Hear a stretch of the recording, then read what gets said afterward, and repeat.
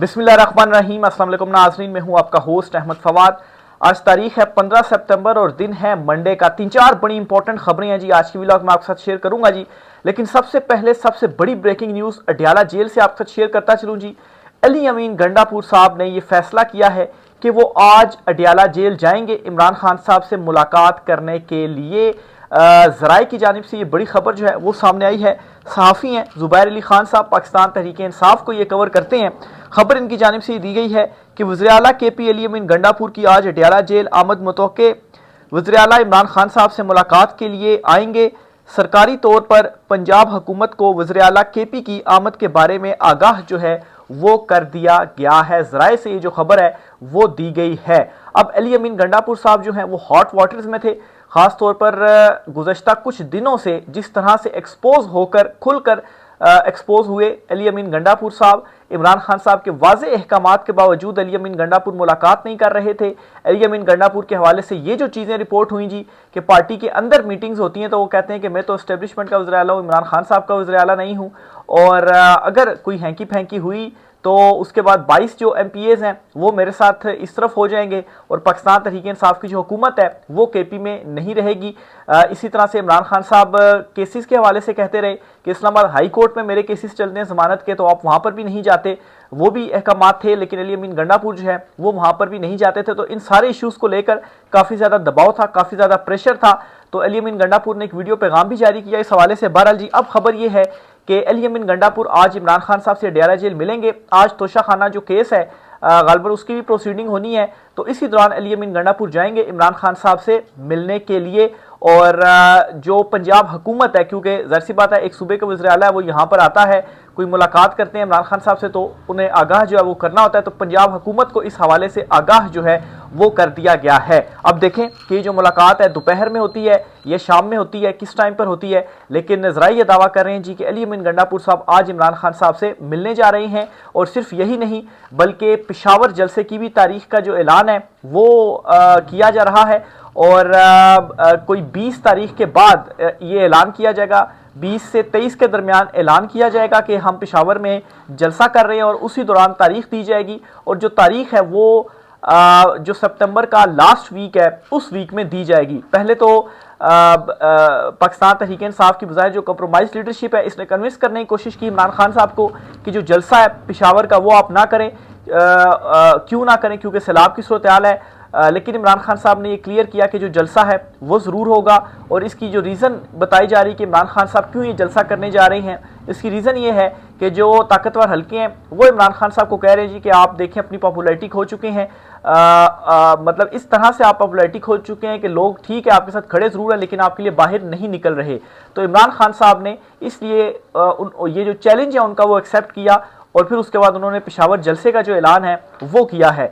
तो जब इमरान खान साहब ने क्लियरली ये कहते हैं कि पेशावर जलसा हर हाल में होगा और अली अमीन गंडापुर इस हवाले से जो तारीख है वो देगा और उसको कहें कि जो तारीख है वो दी जाए और सितंबर में ही होगा, तो फिर अली अमीन गंडापुर ने भी ये स्टेटमेंट दी जी कि जो जलसा है वो ज़रूर होगा और तारीख का ऐलान 7 दिन पहले किया जाएगा। तो अब खबर ये है जी कि सितंबर के आखिरी हफ्ते में जो जलसा है जी पेशावर में वो होने जा रहा है। और आखिरी हफ्ते का मतलब यह है कि अगर 7 दिन पहले अनाउंस किया जाए तो वो फिर यही होता है कि 20 से 25 या 23 के दरमियान जो है वो ये अनाउंस किया जाएगा कि पेशावर का जो जलसा है वो किस दिन होगा। तो ये दो बड़ी तब्दीलियां भी आई हैं। एक तो इमरान खान साहब ने जो पेशावर जलसे का कहा वो अब होने जा रहा है और दूसरा जी अली अमीन गंडापुर इमरान खान साहब से मिलने जा रहे हैं। अब देखें इस मुलाकात के बाद क्या ब्रेक थ्रू जो है वो होता है। इससे नेक्स्ट जो खबर है वो भी अडयाला जेल से ही है, वो भी आपको बताता चलूँ। अलीमा खान साहिबा ने आज ये स्टेटमेंट दी है और जब लास्ट मरतबा इमरान खान साहब से मुलाकात के लिए अलीमा खान साहिबा अडयाला जेल गई थी तो मुलाकात के बाद नॉर्मली बल्कि हमेशा इसी तरह से होता आया है कि अलीमा खान साहबा आकर बाहर मीडिया कैमरास लगे होते थे, वहाँ पर जो गुफ्तगू है वो किया करती थी। लेकिन जो बदनज़मी हुई, जो जर्नलिस्ट थे कुछ उनकी जानिब से जिस तरह से क्वेश्चनिंग की गई और फिर उसके बाद जिस तरीके से मामले को उछाला गया, तो इस पर अलीमा खान साहबा ने लास्ट उसमें भी ये किया था कि अडयाला जेल से वो बाहर आई, लेकिन जो इलेक्ट्रॉनिक मीडिया था, कैमरेस लगे हुए थे, उनसे गुफ्तगू नहीं की, बल्कि अलीमा खान साहबा ने सिर्फ जो सोशल मीडिया के लोग थे उनसे जो गुफ्तगू है वो मोबाइल्स के ऊपर या कैमरास के ऊपर जो है वो की, और अलीमा खान साहबा ने बाइकआउट किया उस टाइम पे। और उससे पहले जो आपका इलेक्ट्रॉनिक मीडिया वो अलीमा खान साहबा का बाइकआउट कर चुका है कि हम अलीमा खान साहबा का बाइकआउट करते हैं कि इन्होंने जो एक जर्नलिस्ट थे जी तैयब बलोच, उनके साथ जो कुछ हुआ। तो बहरहाल जी अब अलीमा खान साहबा ने बाकायदा तौर पर ये स्टेटमेंट दे दी है, और उन्होंने अपनी स्टेटमेंट में ये कहा है कि मैं आज भी मेन स्ट्रीम मीडिया से बात नहीं करूंगी कैमरों के सामने। वजह यह है कि वहां पर 3-4 प्लांटेड लोगों को बदतमीजी के लिए भेजा जा रहा है। तो अब अलीमा खान साहब ने ये क्लियर कर दिया कि मैं जो मेन स्ट्रीम मीडिया उससे बात ही नहीं करूंगी। और क्यों नहीं करूंगी? क्योंकि वहां पर प्लांटेड लोग होते हैं जो कि बदतमीजी के लिए आते हैं। तो अब यहाँ पर मेन स्ट्रीम मीडिया को भी देखना चाहिए कि कुछ लोगों के लिए आप सारे अगर बाइकआउट करते हैं तो उसका फिर क्या हो रहा है कि अलीमा खान साहबा ने आपका ही जो बाइकआउट है वो कर दिया है। बहरहाल यहाँ पर समझने की जरूरत यह है कि मेन स्ट्रीम मीडिया को असल में इनकी जरूरत है, इनको मेन स्ट्रीम की मीडिया की जरूरत नहीं है। क्यों? क्योंकि अभी सोशल मीडिया आ चुका हुआ, मीडियम जो है वो तब्दील हो चुका है। और वैसे भी मेन स्ट्रीम मीडिया के ऊपर अलीमा खान साहब की टॉक्स वगैरह कहाँ पर जो है वो चलती थी, वो सोशल मीडिया के ऊपर ही चलती थी। तो अगर सोशल मीडिया के ऊपर ही चलनी है तो मेन स्ट्रीम मीडिया से बात करने का क्या जो है वो मकसद है या क्या फ़ायदा है? तो ये इस वजह से फैसला किया गया, और अब सिर्फ और सिर्फ सोशल मीडिया के जो लोग हैं उनसे अलीमा खान साहबा बात करती हैं, और इसका उल्टा उन लोगों को नुकसान होगा जिन्होंने जो है वो एक बदतमीजी हुई थी, और उस बदतमीजी में अलीमा खान का जो बाइकआउट है वो किया। वो कोई अलीमा खान साहबा ने तो बदतमीजी नहीं की थी ना, उनका क्यों बाइकआउट जो है वो आपने किया? वैसे भी जो पैगाम अलीमा खान साहबा का या इमरान खान साहब का पहुंचता भी है आवाम तक, तो वो सोशल मीडिया के जरिए ही पहुंचता है। तो इसीलिए जो लोग सोशल मीडिया के वहां पर आते हैं उनसे ही गुफ्तगू कर ली जाए। ये गुफ्तगू भी उन्होंने सोशल मीडिया से की, और अब वो जो टॉक्स हैं वो सोशल मीडिया के लोगों से ही अलीमा खान साहबा जो हैं वो किया करेंगी। मोहसिन नकवी के हवाले से भी ये खबर आपको देता चलूँ जी, और ख़बर ये है कि जिस बुरे अंदाज में पाकिस्तान मैच आ रहा है कल भारत से, इसके बाद मुसलसल एक प्रेशर बिल्डअप हो रहा है ख़ास तौर पर सोशल मीडिया पर। और प्रेशर ये बिल्डअप हो रहा है जी कि जो मोहसिन नकवी हैं वो फौरी तौर पर इस्तीफ़ा दे। इससे पहले इमरान खान साहब भी एक जो ट्वीट है वो कर चुके हैं जी कि अब मोहसिन नकवी जो है वो क्रिकेट का बेड़ा कर रहा है। सोशल मीडिया के ऊपर मतलब है कि ऐसी की तैसी इस वक्त फेरी जा रही है मोहसिन नकवी की कि उनका क्या काम, उनसे तो एक इदारा नहीं चल पाया, ऊपर से वो मुल्क के जो है वो दाखिला भी बने हुए हैं, दाखिला वो भी उन्होंने संभाला हुआ है। और सूरत हाल ये है कि दहशतगर्दी से सबसे ज़्यादा जो जारी नुकसान हो रहा है वो इस टाइम पर हो रहा है, इस दौर में हो रहा है। तो ये मोहसिन नकवी जो है वो इस टाइम वज़ीर दाखिला जो है वो बने हुए हैं, और ऊपर से आप चेयरमैन पीसीबी बने हुए हैं। चेयरमैन पीसीबी बनने के बाद आपने बाबर आजम और रिजवान जो हैं इन दोनों को आपने मतलब है कि कहा जी कि हम सर्जरी करेंगे, और इन दोनों को आपने टीम से आउट कर दिया। और आउट करने का क्या नुकसान हुआ कि हम यंगस्टर भेजेंगे, यंगस्टर आपने भेजे हैं। कल तकरीबन कोई 11 आवर्स के करीब डॉट बॉल्स खेली गई, यानी कि बाबर आजम के ऊपर ये कहा करते थे जी कि उसका स्ट्राइक रेट कम है, इंटेंट नहीं है, बड़ी शॉट्स नहीं खेलता। तो ये यहाँ पर जो आप इंटेंट वाले प्लेयर लेकर आए थे सारे, उन्होंने कितनी शॉट्स जो है वो खेली? 20 ओवर्स में से 11 ओवर्स उन्होंने डॉट बॉल खेल लिए। तो उन्होंने कहाँ पे खाक मैच जो है वो जीतना था, और कहाँ पर आपको इंटेंट जो है वो नजर आया? यानी कि ये ऐसे प्लेयर्स हैं मतलब है कि जो मुझे थोड़ा बहुत नॉलेज है क्रिकेट का, इनके पास मतलब है कोई टेक्निक है ही नहीं कि सिंगल डबल्स आपने किस तरह से करने हैं। आप सिंगल डबल्स करते हैं तो तब जाके आपकी डॉट बॉल्स जो है वो कम होती हैं। इन्होंने सिर्फ एक ही काम करना है, या हिट करो या आउट हो जाओ। तो हिट भी इनसे नहीं हुई, हिट करने की कोशिश की, जिसने भी हिट करने की कोशिश की वो सारे के सारे आउट होते रहे। ये कोई ओमान की टीम तो नहीं थी। एक टाइम होता था कि ओमान जैसी या यूएई जैसी जो टीमें होती थी, इनके साथ तो मैच भी उस तरह से शौक से नहीं देखा जाता था कि इसको तो पाकिस्तान बड़ी आसानी से हरा देगा, वन साइडेड मैच होगा। लेकिन उन टीमों के साथ भी अब मर कर आप 140 का जो टारगेट है जी उसके करीब आप जाते हैं। तो जब आप सही प्रोफेशनल या बड़ी टीम से खेलेंगे, इंडिया से, इसके अलावा इंग्लैंड से, ऑस्ट्रेलिया से, तो इनसे आपने खाक जीतना है। वहाँ पर आप इंग्लैंड को देखें, अभी कुछ रोज पहले उसने 300 से प्लस जो टारगेट है वो साउथ अफ्रीका को दिया। तो वो टीम्स हैं जी जो जहाँ पर नज़र आ रहा है कि वो शॉट्स भी खेलते हैं, तो उनके पास शॉट्स हैं, क्लासिक शॉट्स हैं। तो यहाँ पर तो ये सिर्फ और सिर्फ टुल्ले ही हैं और बस सिर्फ बल्ला ही घुमाना है, लग गई तो लग गई, नहीं तो फिर आउट हो गए।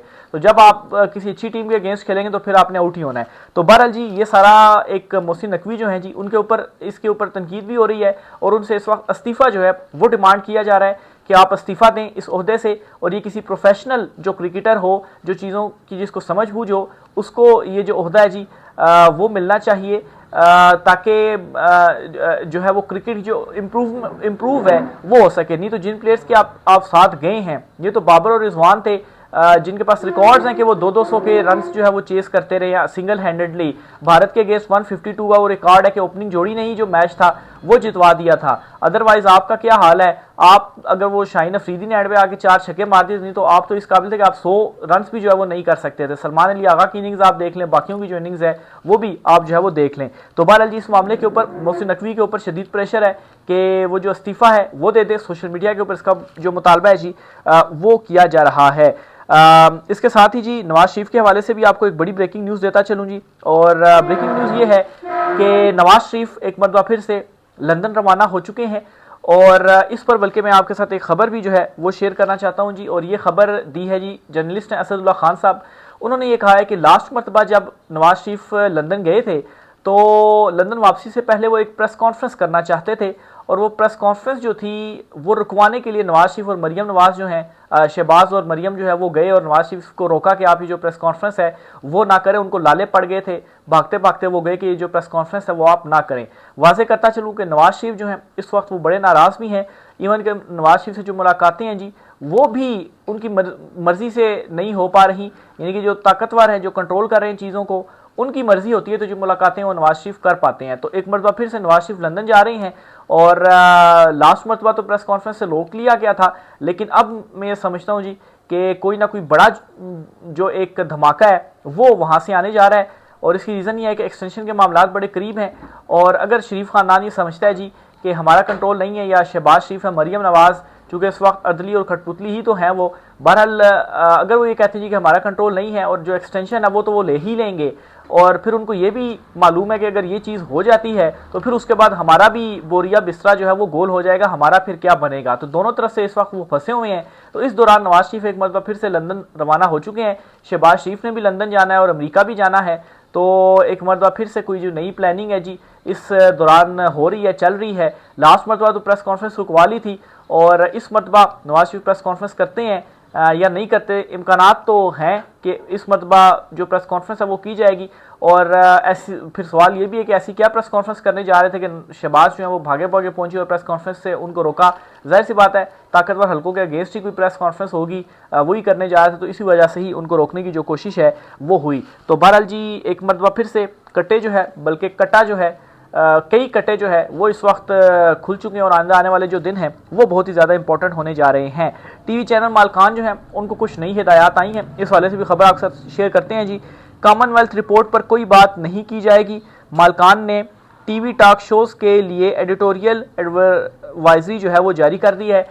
यानी कि कॉमनवेल्थ दौलत मुश्तरका की जो रिपोर्ट आई थी इलेक्शंस के हवाले से, जिसमें क्लियर ये बता दिया गया कि तारीख के सबसे बदतरीन जो धांधली है, नंगी धांधली जो है वो इन इंतखाबात में हुई है। तो इसलिए रोका गया जी कि इस रिपोर्ट के ऊपर कोई भी बात नहीं करेगा। फिर दूसरी हदायत यह है जी कि नेपाल में नौजवानों के कामयाब एहतजाज की कोई वीडियो नहीं चलाई जाएगी। क्यों नहीं चलाई जाएगी? क्योंकि खित्ते में ये इनकलाब आ रहे हैं, बांग्लादेश में भी हुआ, नेपाल में भी हो गया, तो यहाँ पर भी जो लावा है वो पका हुआ है, बस सिर्फ फटने की देर है। तो अगर ये वीडियोस चलेंगी और वहाँ से उन्होंने कोई मोटिवेशन पकड़ ली तो फिर यहीं पर ये सूरत हाल हो जाएगी। तो हमारे इक़्तिदार का जो सूरज है जी वो तो फिर पका पका गुरूब हो जाएगा। इसलिए हिदायत हैं जी कि ये ना चलाएं। लेकिन इनको कौन समझाए कि भाई अब सोशल मीडिया का दौर है, मेन स्ट्रीम मीडिया के ऊपर आप जो कुछ मर्जी कर लें। अलीमा खान साहब ने बाइकआउट किया ना तो उसका नुकसान मेन स्ट्रीम मीडिया को ही होगा, उनका जो पैगाम वो तो पहुँच ही जाएगा। मिशन नूर के हवाले से किसी भी प्रोग्राम में कोई बात नहीं होगी। मिशन नूर क्या है जी? ये सोशल मीडिया के ऊपर एक मिशन शुरू किया गया है कि गालबन 20 सितंबर की रात 9 बजे जी सब लोगों ने अपने अपने छतों पर जाना है और अपने मोबाइल में या जिसको अजान आती है तो वो अजान देगा अपने जो है वो छत के ऊपर ही, और फिर सब दुआ करेंगे कि जो मौजूदा चुनतखब रजीम इस वक्त हमारे ऊपर मुसल्लत है, जो मुल्क को तबाही की तरफ लेके जा रही है, इससे जो है वो हमें जो निजात है जी वो मिल जाए। तो मेरे ख्याल से ये एक ऐसा काम है कि जो हर कोई कर सकता है, यानी कि बाहर निकलने का या रैली निकालने का कोई नहीं कह रहा, सिर्फ छतों पर जाना है। वहाँ पर कोई पुलिस नहीं आएगी आपको पकड़ने के लिए, बस आपने छतों पर जाना है। और 9 बजे का टाइम दिया गया, जब सारे इलाके की या मुल्क की सूबों की छतों से जब 9 बजे के करीब जो है 9 बजे जब सारे लोग अजान देंगे तो ज़ाहिर सी बात है ये भी एक एहतजाज करने का, एहतजाज रिकॉर्ड करने का, प्रेशर क्रिएट करने का एक अच्छा जो है वो ऑप्शन है। तो इसको मिशन नूर का नाम दिया गया। तो इसको भी, इस हवाले से भी कोई प्रोग्राम में बात नहीं करेगा। फिर आखिर में एक आ गया जी कि पीटीआई की अंदरूनी लड़ाइयों की खबरों को मजीद जो कवरेज है वो दी जाए। पीटीआई की अंदरूनी लड़ाइयों को कवरेज जो है वो दी जाए, यानी कि आपने जुल्म जबर फसाइयत सब कुछ करके देख लिया, फिर भी आप कुछ नहीं कर पाए, तो अब आप कहते हैं जी कि पीटीआई की अंदरूनी लड़ाइयों को कवरेज दी जाए ताकि पीटीआई का अगेंस्ट हम एक प्रोपेगेंडा कर सकें। लेकिन ये भी करके आप देख लें, इससे भी कुछ फ़र्क नहीं पड़ता, क्योंकि अवाम इमरान खान साहब के साथ खड़ी हुई है। राय का साथ कीजिएगा। आज के व्लॉग से इतना ही, इजाज़त दीजिए, अल्लाह हाफिज़।